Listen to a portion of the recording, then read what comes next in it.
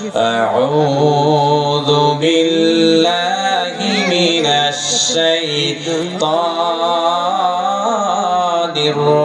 الرجيم بسم الله الرحمن الرحيم يا أيها الذين آمنوا اتقوا الله الله أكبر آمنوا اتقوا الله حق تقاته ولا تموتن إلا وأنتم مسلمون الله أكبر صدقت يا رب العالمين বিপ্লব মানে জীবন দেয়া বসে থাকা নয়, সে কোনদিন আসবে না রে করো যদি ভয়। বিপ্লব মানে জীবন দেয়া বসে থাকা নয়, সে কোনদিন আসবে না রে করো যদি ভয়। লড়াইয়ের ওই ময়দানেতে যেতে তোমাকে হবে, প্রয়োজনে সব রক্তটুকু জমিনে ঢেলে দেবে।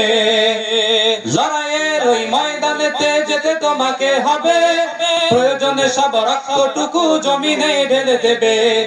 তবুও তোমায় লড়তেই হবে, মানিবে না পরাজয়। তবুও তোমায় লড়তেই হবে, মানিবে না পরাজয়। বিপ্লব মানে জীবন দেয়া বসে থাকা নয়, সে কোনদিন আসবে না রে করো যদি ভয়। বিপ্লব মানে জীবন দেয়া বসে থাকা নয়, সে কোনদিন আসবে না রে করো যদি ভয়। কোথা থেকে ওই ভিনদেশী শকুন আমার দেশে এসে সেবার নামে বসলো জুড়ে মীর জাফরের বেশে। কোথা থেকে ওই ভিনদেশী শকুন আমার দেশে এসে সেবার নামে বসলো জুড়ে মীর জাফরের বেশে। ওদের করতে নাস্তানা বুধ হতে হবে নির্ভয়, ওদের করতে নাস্তানা বুধ হতে হবে নির্ভয়। বিপ্লব মানে জীবন দেয়া বসে থাকা নয়, সে কোনদিন আসবে না রে করো যদি ভয়। বিপ্লব মানে জীবন দেয়া বসে থাকা নয়, সে কোনদিন আসবে না রে করো যদি ভয়। সকলে বলে আমিন আমিন। মুআজ্জাজ মোহতারাম, সর্বপ্রথম সেই মহান রব্বুল ইজ্জাত ওয়াল জালালের দরবারে শুকরিয়া আদায় করি যে মহান রব্বুল আলামিন আপনাদেরকে আমাকে পছন্দ করে বাছাই করে এই মজলিসে কোরআনের ময়দানে আসিয়ে বসার তৌফিক দান করেছেন। এজন্য অন্তরের স্থল থেকে পড়ি আলহামদুলিল্লাহ। আলহামদুলিল্লাহ। হয় না আরেকটু জোরে পড়ি আলহামদুলিল্লাহ। আলহামদুলিল্লাহ। সেই সাথে স্মরণ করে মানবতার মুক্তির দিশারি সাইয়্যিদুল আম্বিয়া রাহমাতুল লিল আলামিন আকাইনান্দার তাজদারে মদিনা সরকার দু আলম বিশ্বনবী বিশ্বনেতা মুহাম্মদুর রাসূলুল্লাহ, সকলে পড়ি সাল্লাল্লাহু আলাইহি ওয়াসাল্লাম। সাল্লাল্লাহু আলাইহি ওয়াসাল্লাম। সম্মানিত উপস্থিতি, আমি আপনাদের সামনে সূরাতুল আলে ইমরানের 102 নম্বর আয়াত তেলাওয়াত করেছি। কত নম্বর আয়াত? 102 নম্বর আয়াত। এই আয়াতের মধ্যে আল্লাহ রাব্বুল আলামিন বলতেছেন, ইয়া আইয়ুহাল্লাযীনা আমানু, হে ঈমানদারগণ। আচ্ছা, আমার একটা প্রশ্ন, বলেন তো আমরা কি ঈমানদার না বেঈমান? ঈমানদার। বলেন আমরা ঈমানদার না বেঈমান? ঈমানদার। আমরা হচ্ছি ঈমানদার। আসলে আমরা কি আসলে ঈমানদার না বেঈমান, সেটা আজকে এখানে প্রমাণ হবে 5 মিনিট পরে, ঠিক না? ঠিক। সম্মানিত উপস্থিতি, আল্লাহ রাব্বুল আলামিন বলেন, ইয়া আইয়ুহাল্লাযীনা আমানু, হে ঈমানদারগণ। আচ্ছা, আগে বলেন তো আমাদের আগে ঈমানদার হতে হবে নাকি মানুষ আগে হতে হবে? ঈমানদার। আমাদের আগে মানুষ হতে হবে, তারপরে ঈমানদার হতে হবে। ঈমানদার হয়ে আল্লাহর প্রতি তাকওয়া হতে হবে, তাকওয়াবান হতে হবে। তারপরে প্রকৃত মুসলমান হয়ে আমাদেরকে কবরে যেতে হবে। এই আয়াতের মূল সারমর্ম হলো এটা। আসুন, আল্লাহ রাব্বুল আলামিন বলতেছেন, ইয়া আইয়ুহাল্লাযিনা আমানু, হে ঈমানদারগণ। ঈমানদার কাকে বলে? আমাদের সমাজে কিছু কিছু হুজুর আছে, এরা মনে করে যে কালিমা পড়লে মনে হয় আমরা ঈমানদার। ঠিক না? ঠিক আছে না? না, আছে। কালিমা পড়লে আমরা নিজেদেরকে ঈমানদার ভাবি। না না, কালিমা তো হিন্দুরা পড়ে, বৌদ্ধরা পড়ে, খ্রিস্টান পড়ে, ইহুদি পড়ে, কিন্তু ওরা ঈমানদার না। তাহলে আমরা কেমনে ঈমানদার হলাম? ঠিক কিনা? ঠিক।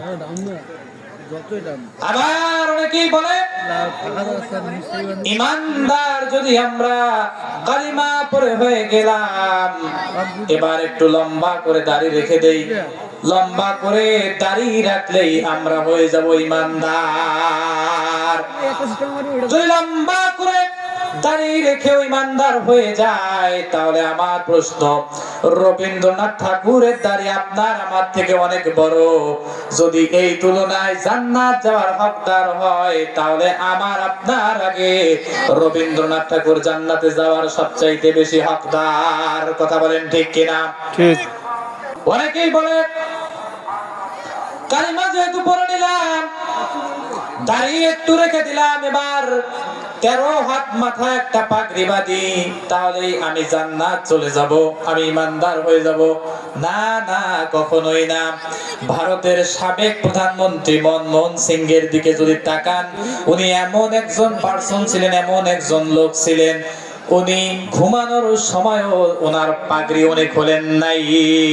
এই তুলনায় বোঝা গেল টুপি দাড়ি পাঞ্জাবিতে ঈমানদার কখনোই মাপকাঠি হতে পারে না। কথা বলেন ঠিক কিনা? মুফাসসির কিরামগণ বলেন, তিনটা বৈশিষ্ট্য, তিনটা কোয়ালিটি যে ব্যক্তির মাঝে থাকবে, সেই হলো প্রকৃত ঈমানদার। বলেন তো কয়টা? তিনটা।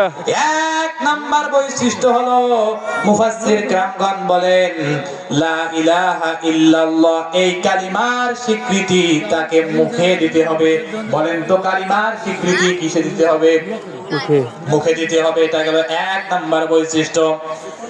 দুই নাম্বার বৈশিষ্ট্য হলো, এই কালিমা মুখে বললেও হবে না, কারণ কালিমা হিন্দু, বৌদ্ধ, খ্রিস্টান এরাও কিন্তু মুখস্থ করে রাখছে। তাহলে এই কালিমাকে আপনাকে আমাকে অন্তরে লালন করতে হবে। কালিমার মধ্যে আমরা পড়েছি লা ইলাহা ইল্লাল্লাহ, আল্লাহ ছাড়া কোনো মাবুদ, আল্লাহ ছাড়া কোনো আইনদাতা, আল্লাহ ছাড়া কোনো বিধানদাতা, আল্লাহ ছাড়া কোনো উপাস্য, আল্লাহ ছাড়া কোনো খালিক, আল্লাহ ছাড়া কোনো মালিক নাই। কথা বলেন ঠিক কিনা? মুহাম্মাদুর রাসূলুল্লাহ, এই রাসূল শব্দের অর্থ হলো পথ প্রদর্শক, গাইডলাইন দাতা। আচ্ছা, আপনাদের কাছে আমার একটা প্রশ্ন, গাইডলাইন কে দেয়? কর্মী দেয় না নেতা দেয়? একটু বলেন তো। গাইডলাইন, পথ প্রদর্শক তো তিনি করেন যিনি হন নেতা। অতএব আমার আপনার নেতা বিশ্ব নবী, বিশ্ব নেতা মুহাম্মদুর রাসূলুল্লাহকে আমরা নেতা মেনেছি। আমার আপনার প্র্যাকটিক্যাল লাইফে যদি রাসূলকে নেতা হিসেবে মেনে না নিতে পারি, তাহলে আমরা কখনো প্রকৃত ঈমানদার, প্রকৃত মুমিন, প্রকৃত কালিমাওয়ালা হতে পারবো না। কথা বলেন ঠিক কিনা? তিন নাম্বার বৈশিষ্ট্য হলো, আপনি মুখে কালিমা পড়লেন, এটা অন্তরে লালন করলেন। তিন নাম্বার বৈশিষ্ট্য হলো, এটা আপনাকে কার্যে পরিণত করাতে হবে।